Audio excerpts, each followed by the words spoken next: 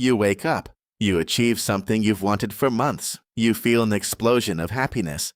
And just a few days later, you're already thinking about the next thing you still don't have. It feels like a flaw of the modern mind, but in reality, it may be one of the oldest survival technologies evolution ever created. And yet, there's a question almost nobody asks. If human beings have always pursued happiness, why does our brain seem so bad at staying happy? Why does satisfaction disappear so quickly? Why does a new phone soon feel old? Why does a promotion at work become routine? Why does a bigger house stop feeling impressive? And why do even fulfilled dreams eventually start to feel ordinary? The strangest part is, this doesn't happen because you're ungrateful, and it doesn't happen because you're doing something wrong. To understand why this happens, you need to imagine a world where staying satisfied for too long could actually mean death. If you enjoy discovering the hidden stories behind human behavior and evolution, subscribe to the channel. There are still many secrets of the human brain waiting to be uncovered. Now imagine a small group of humans walking across the African savannas more than 100,000 years ago. There are no supermarkets, no hospitals, no banks, no safe homes, only a few days' worth of stored food. A river could dry up. Winter could arrive early. A predator could emerge from the tall grass. A small infection could wipe out an entire family. In that world, survival was never a permanent achievement. Finding food today didn't guarantee food tomorrow. Escaping a lion didn't mean another wouldn't appear the next morning. Building shelter didn't guarantee a storm wouldn't destroy it days later. Life was an endless sequence of problems. And that is exactly where evolution began shaping a very peculiar brain. If someone found food and simply decided to rest, satisfied for the rest of the week, they would probably die before the next month. While they celebrated, another group kept searching for fruit, making tools, tracking animals, exploring new territory. Permanent satisfaction was dangerous. So generation after generation, the individuals most likely to survive were those whose brains told them something very specific. Good, but keep going. That tiny message changed the destiny of our species, but that still doesn't explain everything. After all, other animals also need to survive. A wolf hunts many times throughout its life. A squirrel keeps storing seeds. A bird builds new nests. So why do humans seem trapped in a race that never ends? The answer lies in another extremely rare trait of our species. Humans didn't survive using muscles alone. We survived by imagining the future. While most animals react to the present, our ancestors learned to imagine scenarios that didn't even exist yet. What if the dry season lasts longer? What if another group attacks? What if prey disappears? This ability to anticipate dramatically increased survival, but it created a problem. When a brain learns to live focused on the next challenge, it almost never fully relaxes in the current one. And this is where the past begins to show up inside modern life. Today, you finish one project and immediately think about the next. You get a raise and quickly calculate how much more you still need. You buy something new. And a few days later, it feels ordinary. Your brain is doing exactly what it was designed to do across thousands of generations. Keep searching, keep improving, keep surviving. What makes this even stranger is that there's a biological mechanism behind this feeling. Many people believe dopamine is the chemical of happiness, but that's an oversimplification. In reality, dopamine functions much more like a motivation system. It appears mainly before the reward, pushing you to pursue it. After the reward happens, its activity drops quickly. It's as if the brain says, "Congratulations, now find something else that matters." That detail may seem small, but it changed everything. If our brain produced intense, permanent happiness after every achievement, we would probably lose the motivation to keep exploring. Evolution didn't want satisfied humans. It wanted living humans. And there's a fascinating scientific discovery that reinforces this idea. Psychologists call this phenomenon hedonic adaptation. In study after study, researchers observed that people who won large amounts of money landed their dream jobs or bought highly desired possessions, experienced a temporary increase in happiness, but over time, their emotional baseline tended to return close to where it was before.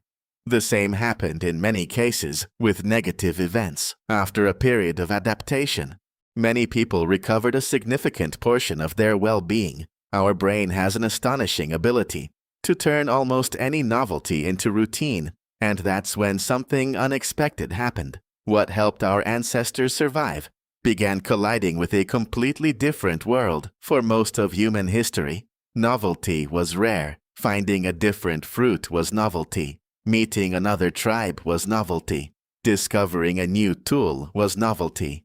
Today, you encounter hundreds of new stimuli before breakfast. Notifications, videos, promotions, messages, advertisements. Each one is trying to activate the exact same brain system, the one originally designed to detect survival opportunities. The result? Our ancestral brain entered a kind of modern casino. There's always something new, always something better, always someone who seems happier. And this creates a very powerful illusion, the feeling that satisfaction is always waiting in the next achievement. But the next achievement soon becomes the present. Then it becomes the past, and another goal appears. This cycle shows up in almost every area of life. You believe you'll be happy when you buy a car, then when you upgrade that car, then when you buy a house, then when you travel, then when you reach a certain age, then when you retire. The finish line keeps moving, not because you failed, but because your brain was programmed to keep moving that line. There was another important ingredient in this story. Humans didn't compete only against nature. We competed against each other, in small groups. Status meant access to better mates, more protection, and more resources. Those seen as highly capable had better chances of passing on their genes. That's why our brain developed an almost automatic ability: comparison.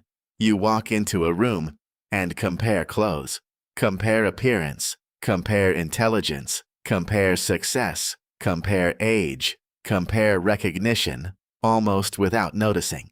In the past, this helped people understand their position within the tribe. Today, we do the same thing in front of millions of people on social media. The scale changed. The brain didn't. And now comes the most surprising part. Maybe the real problem isn't that we're never satisfied. Maybe the real problem is forgetting why our brain works this way. Imagine driving a car whose dashboard constantly flashes warnings telling you to search for more fuel. You might assume the car is broken, but maybe it was simply built for a road that no longer exists. That is exactly what's happening to us.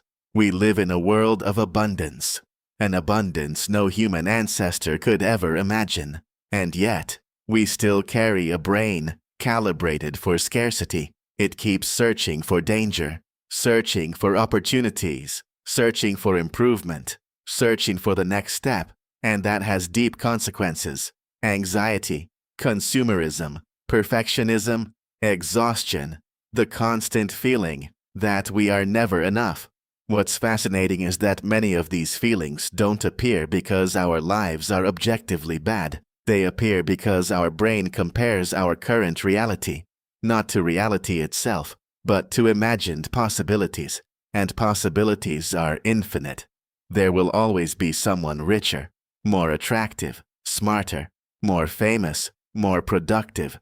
A mind built to seek will always find something missing.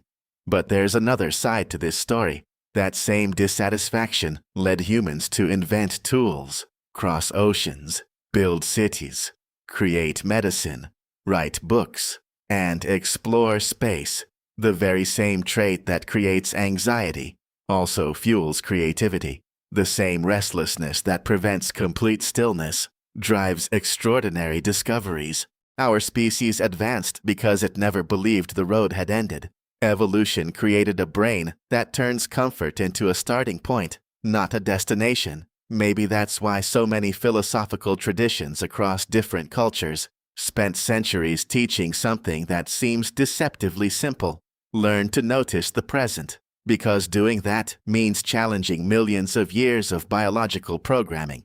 It doesn't mean giving up your dreams. It doesn't mean stopping your growth. It simply means learning to recognize when you are the one driving your life, and when an ancient survival instinct is driving it for you. The next time you reach a goal and feel that happiness fade faster than expected, maybe it isn't a sign of failure. Maybe it's simply your brain doing exactly what allowed your ancestors to survive long enough for you to exist. And ironically, understanding this mechanism may be one of the few ways to stop being completely controlled by it, because there is a profound difference between continuing to grow by choice and running endlessly because a 100,000-year-old brain still believes winter is coming. So when this video ends, look at your home, your work, your family, your phone, or any part of your daily routine. You may notice something different. Maybe what once felt insufficient hasn't changed at all.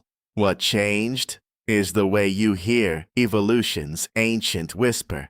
It never told you to be happy. It only told you to stay alive. And that whisper still echoes inside all of us.